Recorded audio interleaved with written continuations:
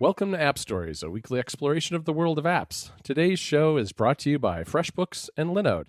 I'm John Voorhees, and today we have another special guest, fellow Chicagoan Alex Cox. Hi, Alex. Hey, John, how are you? Oh, I'm doing okay. I mean, you're a fellow Chicagoan, but people probably have heard you. That makes you pretty great. But they probably also heard you on Dubai Friday and Roboism, right? Yep, I mean, those are two big. But I also, little birdie told me you have some other new shows going on. Why don't you tell me a little bit about what you're working on these days? Oh yeah. I have a new show with my friend Mrs. Soup of Twitter, Kathy Campbell, called The Robot and the Unicorn, and it's just basically her teaching me how to be an adult because I'm not. And then I have a new show that I'm really excited about with Matthew Casanelli, formerly of Workflow, which some people might be familiar with. Right. And it's called Supercomputer, and it's kind of like almost a throwback to what I don't know. I feel like I've kind of gotten out of the automation game, and I really want to talk to an expert. So it's like the enthusiast and expert dynamic that I totally stole from Mike and Jason Snell. But we're just gonna do like a deep dive from the very beginning into why we use computers and how. And it's my goal to make it a show that my grandma will finally listen to. I just want one. I want one show that she can understand, maybe. Well, good luck with that. I'm still working on my family members. But it would be kind of neat. It's like, what do you do again? It's one of those. But that's really cool. I'll put some links in the show notes to those, and everybody should go check them out. I invited you, Alex, today because I've got a very special challenge for you. And as listeners of the show from the beginning know, I kind of have a problem with my iPhone. I've got a lot of apps on it, and they're not particularly well organized. And this is probably perhaps Federico's favorite thing to tease me about. And I can't really blame him. I mean, it's true. It's a problem. And by the way, by the time you hear this, Federico Viticci will be 30 years old. So, Oh, yay! Happy birthday! Yes, he's out enjoying himself, taking it easy for a couple of weeks while we have special guests. But getting back to the challenge, Alex, I mean, I need some help with this. And one of the things I've seen you do on Twitter from time to time is solicit people's home screens, and then you just kind of tear them down. and I've always been a big chicken and never sent one to you because I thought, I don't want to do this publicly on Twitter. But then I thought, you know what better place than to do it publicly on a podcast? So I've sent you not only my home screen, but all, what is it, like 6 or 7 of the other pages? Oh, yeah. Oh, no, there's 7. There's 7. All right. There used to be 8. There used to be 8, Alex, so I'm doing better. But all 7 screens. And I want to dig in, and you can use it as a way maybe to have a conversation too about organizing your iPhone and what makes sense. What makes sense about organizing your digital life. Do you really have to do this? Oh, my God. And you can probably tell that we're at opposite ends of the spectrum on this. I suspect, but why don't I stop talking and let you just have at it? Oh, well, okay. Oh, where do we even start with this situation? Man, you really kind of bury the lead with, I have a problem. That's like saying that that a hoarder has a problem with collecting things. This is, oh boy. Yes, I know. When I sent you these screenshots on Monday night, I had this vision of you just relaxing, having a nice evening at home, and then looking at this image and just freaking out. I mean, my wife was like, "What's wrong? What happened?" Because it's like, "Oh, cool show notes." Oh, no. I do want to say right off the bat that this silly Twitter tradition was me like being bored at Thanksgiving saying, all right, everybody send me your home screens, because the way people deal with technology is pretty arbitrary and everyone should do them. And I just thought it'd be fun to yell at men on the internet for once instead of me getting yelled at on the internet for arbitrary reasons. But that being said, oh my God, what? You have so many screens on your iPhone. I do. And you know how that happens? I will defend myself right out of the box here and explain how that happens. So you can see that when you get to, I guess it used to be on page 2. It's like on page 4. There are a bunch of folders, right? I see those. Yep. And those folders were at some point in the past where I attempted to organize myself.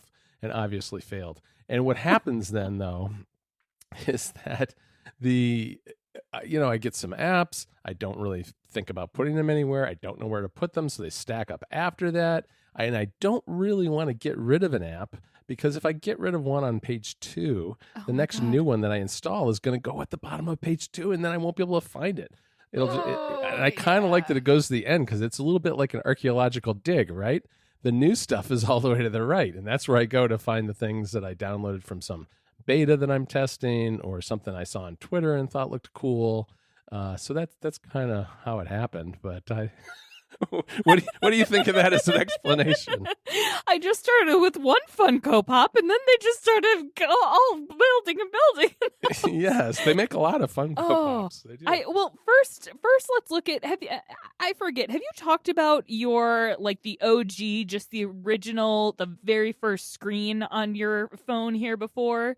I have, and actually, Federico and I did that not too many weeks ago, and it's changed a little bit, but the general approach here is one of utility. It's like the stuff that I'm left-handed, so I usually have my phone in my left hand. Explains a lot. Okay. Yeah. Mm-hmm. And so I have things like Twitter, Tweetbot, and Overcast, and Messages, and Slack, and things like that within easy reach of my left thumb when I'm holding my phone in my left hand. That's and then they're grouped slightly by type, I guess. I mean, the calendar's way up at the top because I don't need that a lot. Got some Photos apps like Instagram and Photos. Then we've also got in here some reading apps like Lear and Instapaper, and then a few writing and note-taking apps in the middle, which are kind of like work apps that I don't really use that much on my phone, but I need to have them there just in case. I know that this seems like sort of a Jedi force trick, but Yeah. I totally see what's happening here. I have a similar way of especially knowing you're left-handed, I can see how how stuff is arranged, except why is activity up there in the corner by calendar and the App Store? So it's surrounded by calendar, App Store, and the iOS Files app. Yeah, that is. I suppose that's a little bit of an aspirational app. That's there partly to remind me to get away from my desk and go outside and walk around once in a while. And I also don't need to look at it that often. Maybe I'll check it out towards the end of the day and see how I'm doing. So put it up near the top because I don't have to tap on it that often. The stuff that I use more frequently is towards the bottom, as opposed to the other 6 pages. Well, those other 6 pages. So my approach on anything that's not on page 1, page 2 is a little bit special, although it's really a mess. But my approach with most of the other pages is just to use search. Spotlight search is my friend. Mm-hmm. I have really no idea where some apps are, and that is a problem when you want to get rid of them or find them for some reason. I don't know what folder they're buried in. I just use search most of the time. I mean, I can't. The problem with this is you have a very sound methodology. I am similar. I sent you all 2 of my screens on my iPhone. Yes. And I am pretty much the same way. Okay. I use Spotlight for pretty much anything or anything and everything. I don't want to get into mine too much, but the top row is just 4 folders. I don't have them labeled because I don't need to because I know what they are, but it's basically games, personal, which is like diary and health tracking stuff, meditation, and then daily, so the boring phone and maps and stuff like that. And then the final one is work, and then the rest of the screen is basically also based around my thumb.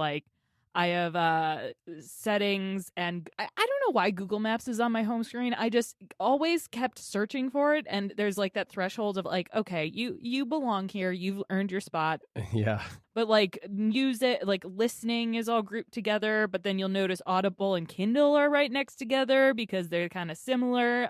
And then there is Pokemon Go, which is kind of I'm always listening to Overcast while I'm playing Pokemon Go, and then there's writing, research in the left, and then sort of admin, email, 1Password, Fantastical, stuff like that.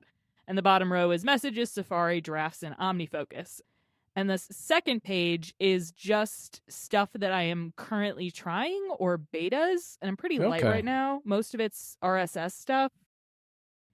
But yeah, I I just guess I don't understand why I have all of I I I don't know. I guess it doesn't my reasoning is just as arbitrary as yours because I don't need one folder. The only reason I have 4 folders is because it's aesthetically pleasing to me. And also I have a blank row on my phone too because it reminds me of the original iPhone and I'm a monster. Yeah, no, I like the blank row too. Although what I usually do, you can see mine is like a semi-blank row. I've got 2 in the Mhm. bottom, and that's usually because every now and then what I do is I go through the home screen and I pick out the apps that I feel like I've not been using as much as I thought I would, and I just move them. And that's in part where page 2 comes from. and and then if I find myself swiping over to page 2 a lot, then I'll maybe promote them back onto the home screen. Mhm. And Mhm. once in a while, when, for instance, if there's something that I'm working on a review for, and it's something, it's an app that, say it's OmniFocus, for example, which I'm not using as my task manager right now. I'm using things, but if I were to use OmniFocus, I would move OmniFocus onto the homepage just because I need the reminder to use it because it's not what I normally use. And so what I'll occasionally do is stuff I'm testing will sometimes go onto the first page.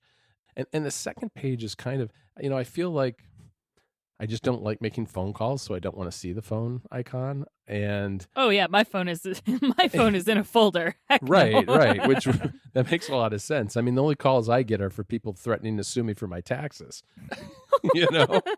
I get calls asking if I want help financing my mortgage, for the apartment I rent. Yes. Well, you never know. Eventually you'll find somebody who owns a home when they just send out enough calls. Settings is probably one that should go on my home screen because I do find myself going in there pretty often and monkeying with something, whether it's Wi-Fi or I don't know, whatever it happens to be. But for some reason, I've always felt like settings belongs on the second screen. And the reason I don't put the camera on the first screen is just because there's so many other ways to get to the camera, whether it's control Mhm. center or the lock screen. And I use the camera app a lot. I just don't. I don't get to it though from the camera icon itself. This episode of App Stories is brought to you by FreshBooks. To all the freelancers out there, you know how important it is to make smart decisions about your business. Our friends at FreshBooks can save you up to 192 hours with their cloud accounting software for freelancers that's ridiculously easy to use. Here's how they do it.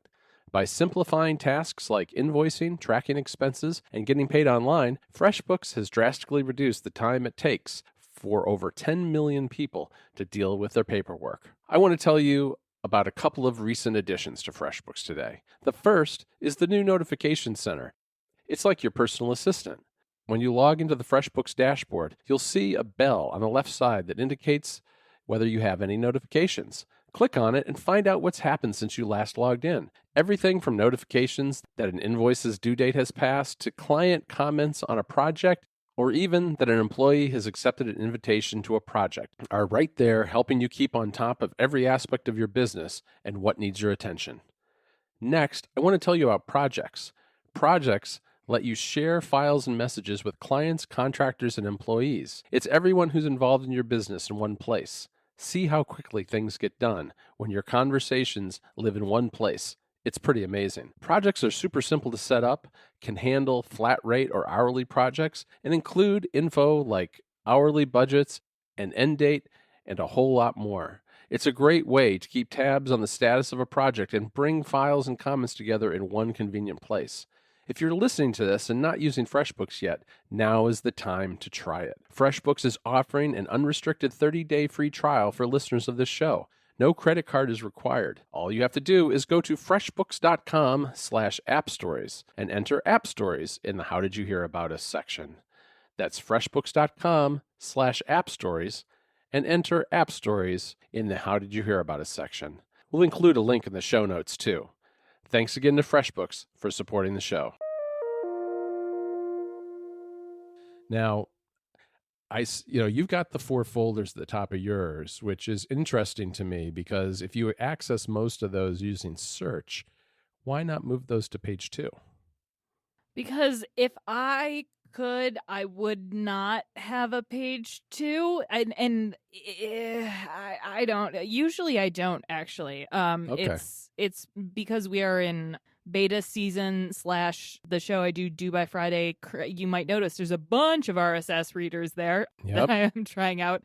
And it's much more of the aesthetics because I don't need. I guess there's enough apps on my home screen, but the phone's too tall. If I were to have the folders on the second page, it would be harder to reach things. Like a lot of my home screen honestly feels like what I see as failings of iOS. Like I shouldn't have to have settings on my home screen.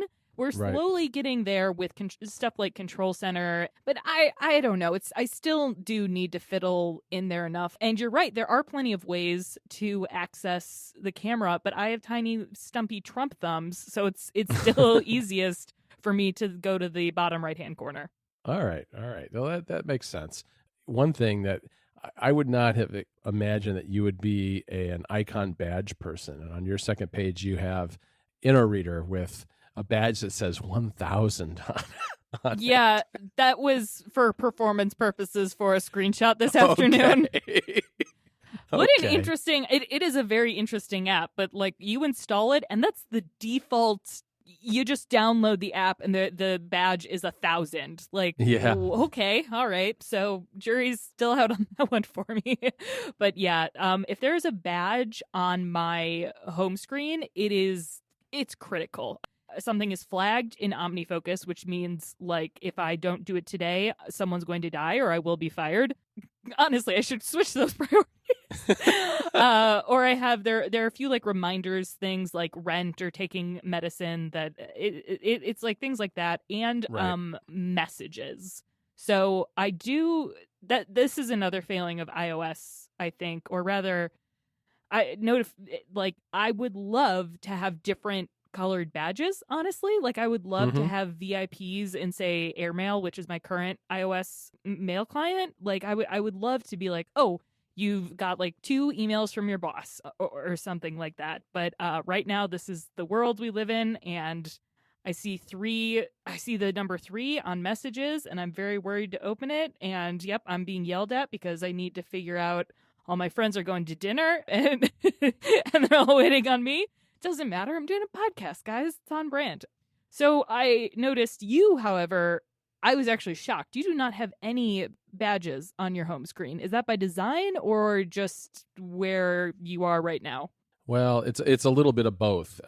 Notifications are something where I actually have tried to get my act together because I was going nuts with too many notifications, and I carved them back pretty extensively.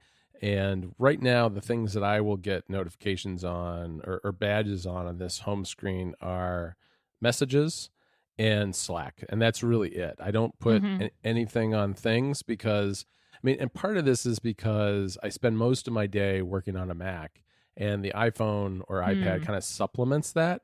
So I don't have a lot of notifications there either, but I usually have things open and it's open to my today view. So I don't really need something screaming at me that I've got 10 things that I have to do today. What I will do though is I will set reminders that will send me alerts if it is something like you said that's kind of critical, that's time sensitive. If I have like this call or whatever to do this podcast, I'll actually have notifications just fire off at a certain time. But yeah, I don't like the badges much either. I try to avoid that as much as possible. I think it's interesting how you say you don't want notifications coming to your phone because you work on a Mac all day, and I'm the same, but I also have a right now this is your jobby job, whereas I still have a jobby job, and talking about dumb things on the internet is another smaller. It's like a jobby job. I don't know. It's a joblet. It's a joblet. Oh my gosh. Oh, thank you. Take that and run with it, Alex. So I'm kind of almost the opposite. Like my laptop is very much a utility where I don't want any notifications coming in at all, not even Slack. And my phone is almost the hub for everything. And so I do try to pair. I've become like Oh man, it's I've become CGP Grey level of notification. I guess I don't know. I just don't want them. It's like that level of anxiety of I just don't want anything coming into my phone or into my brain unless it is something that I have space for that requires immediate attention and Right. an immediate reaction. Where sometimes that is my Slack time, and I am in Slack, or I'm in my email, or in OmniFocus. But can I ask you about some of your folders though? Yeah, sure. So I get that there's around the fourth page the fourth page. There's an attempt to organize apps into folders. Totally makes sense, and I can see where it went off the rails. However, the second page, there is a folder called, now what's the bidness. Bidness. It's bidness. That was me being And funny. Bidness. That is. I mean, I dragged it out long enough that I do think That was one. That was very good. You did a good job with that. Bidness.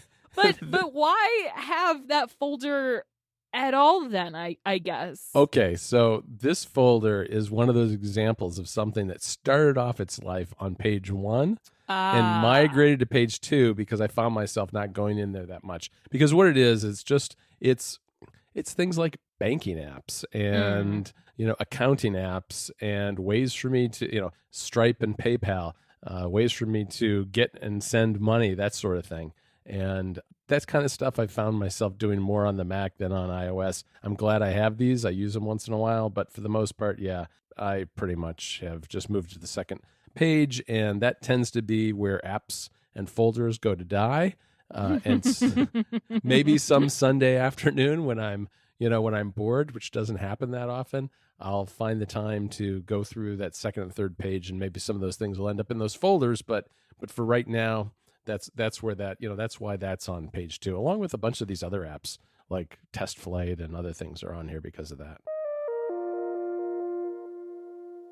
This episode of App Stories is brought to you by Linode. With Linode, you'll have access to a suite of powerful hosting options with prices starting at just $5 per month.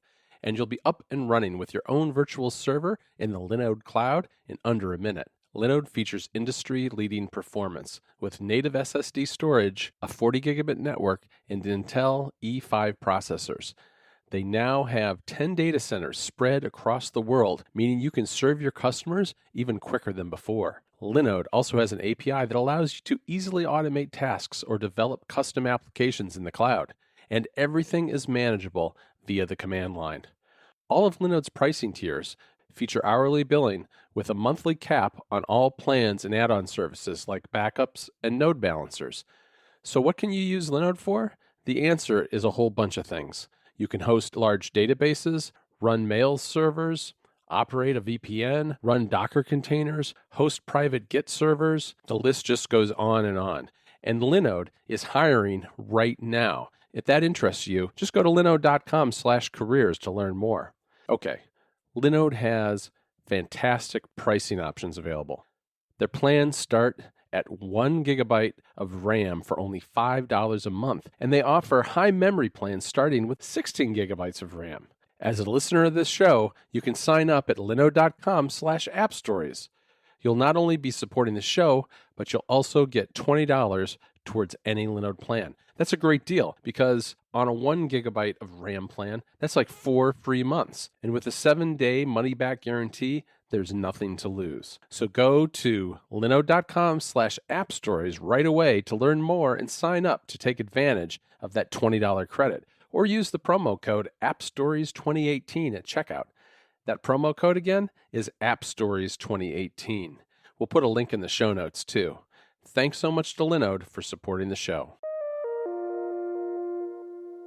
I'm going to make an assumption then that you transfer, like you don't do a fresh install of iOS every year. No, I do. Oh my God. I do. Oh.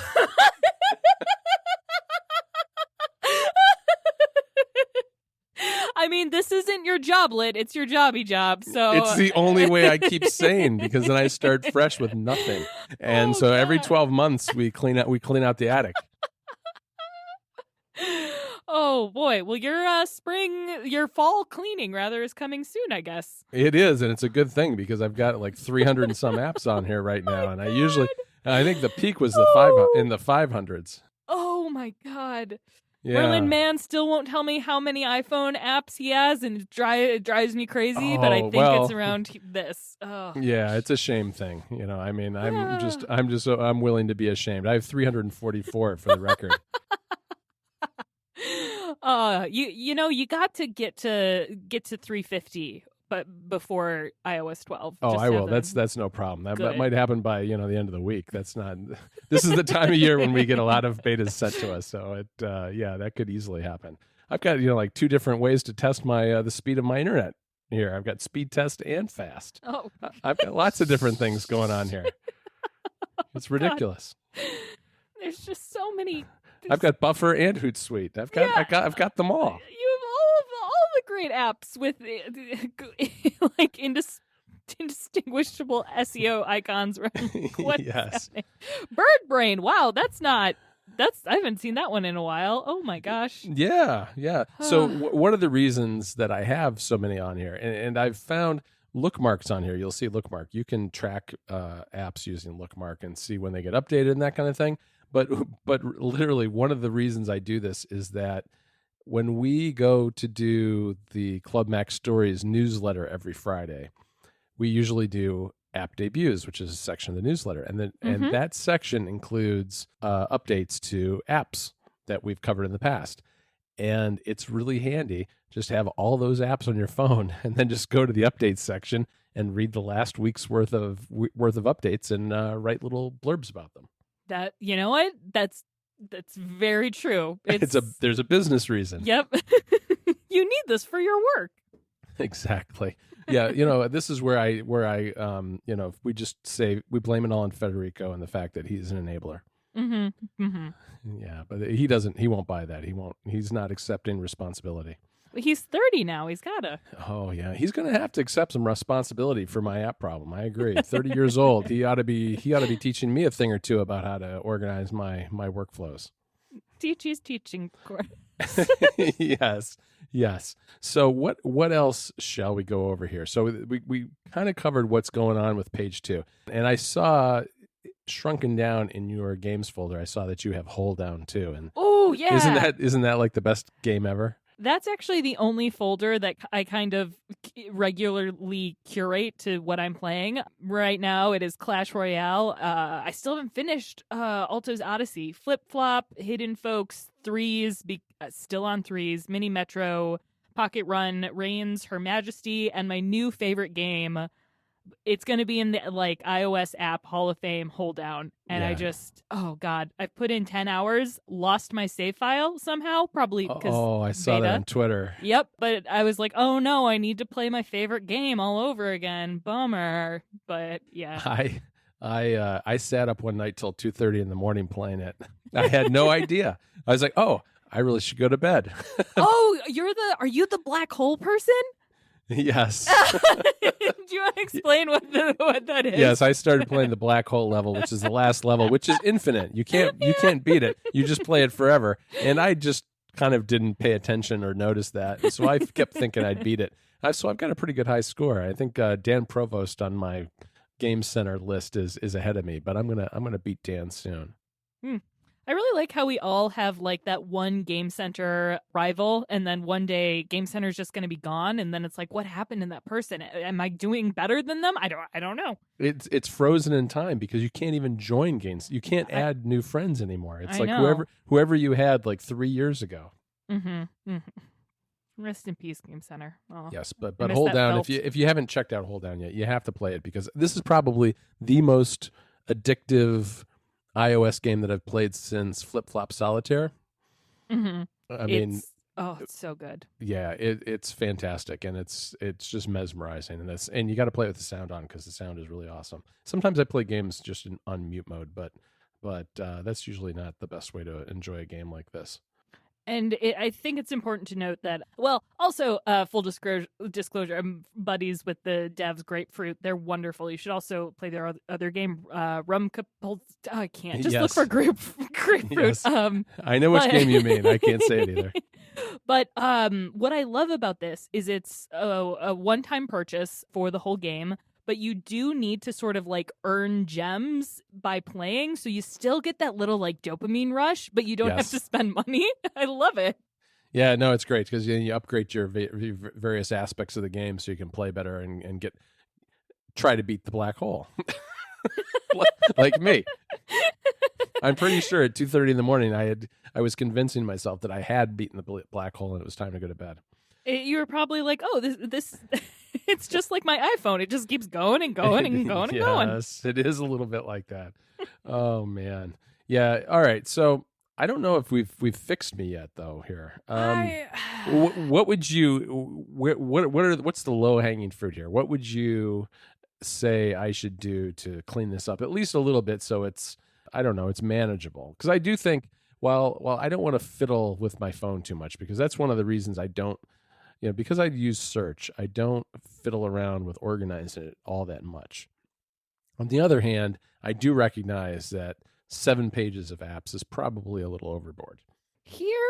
But now hearing your process and hearing that, that you set up your phone completely, the fact that you are going to be installing a new OS, why not just put absolutely everything into one folder except for the things you are currently working on? Because you don't, based on your home screen, you don't care about aesthetics. Yeah, you probably didn't notice there's a folder called testing on page 3, and testing was an attempt to put apps that I'm testing in one place. But I saw that. Yeah, that obviously didn't work out. I think that is actually a great idea, because I just dumping them into one place so that I only have 2 pages and then having only either the stuff. I think what I would do is I would leave my home screen largely the same.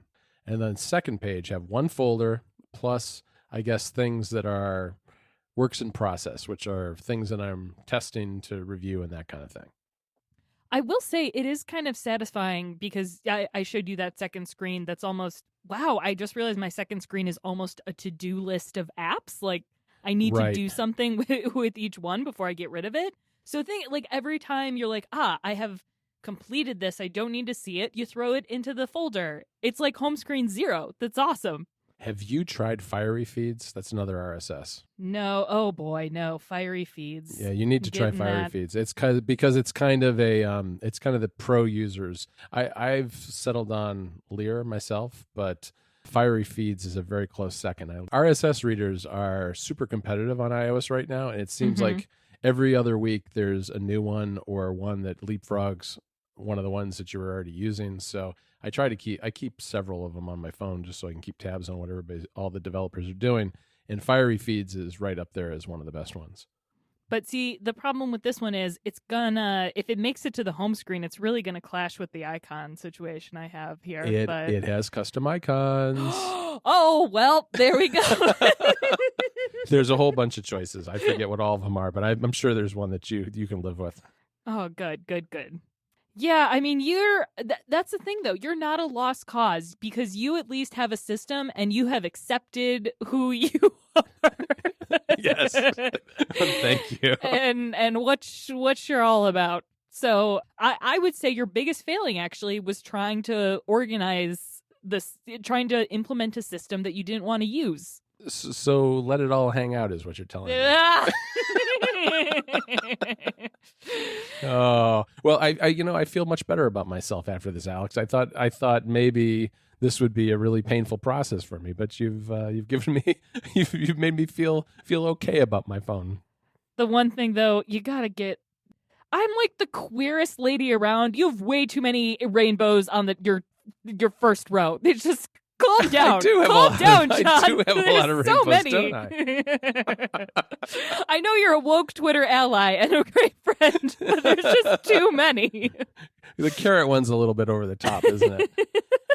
It's very cute. All right. Well, I think that's where we probably ought to leave it for this week. I really want to thank you, Alex, for joining me. It's been a lot of fun tearing down my iPhone. Where can people find you on the internet? I am at Alex Cox on Twitter, spelled COX, and well, that's where you can find all of my podcasts: Do by Friday, Roboism, The Robot and the Unicorn, and hopefully Supercomputer if if it goes through the App Store in the next App Store, Apple Podcasts. I don't know, but yeah, it all lives there along with pictures of my cats. All right, fantastic. And I want to thank, again, FreshBooks and Linode for sponsoring this episode of App Stories. And, of course, you can find me writing over at macstories.net. And on Twitter, I'm at John Voorhees. That's JOHNVOORHWS. Talk to you soon, Alex. Bye-bye.